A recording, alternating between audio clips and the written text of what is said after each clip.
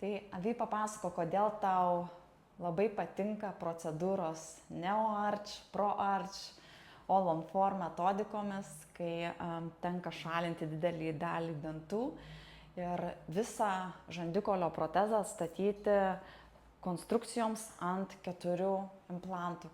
Na. Tai Raimonda, atleiskit prašau, bet aš dabar nekalbėsiu apie mano pusės, apie chirurginį pusę, bet man daugiausia patinka esmė, kad pacientai ateina arba išvis be dantų, arba su labai sudėtinga situacija į odontologinį kabinetą. Ir vos po kelių dienų išeina su visiškai nauja, graži šypsena, jie gali kalbėti, bendrauti, gali kramtyti.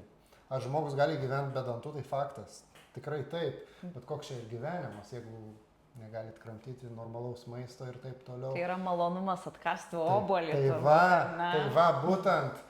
Ir va tame esmė, kad pakeitimas yra gan greitas ir labai radikalius. Tai va šitas būtent reikalas man labiausiai patinka. Tai pasitelkiant gana kruopštų ir detalų planavimą turim galimybę atstatyti žandikaulio protezą labai greitai, tiksliai ir jau nuolatiniu protezu. Tai vertas dėmesio reikalas esant sudėtingoms situacijoms. Tikrai taip.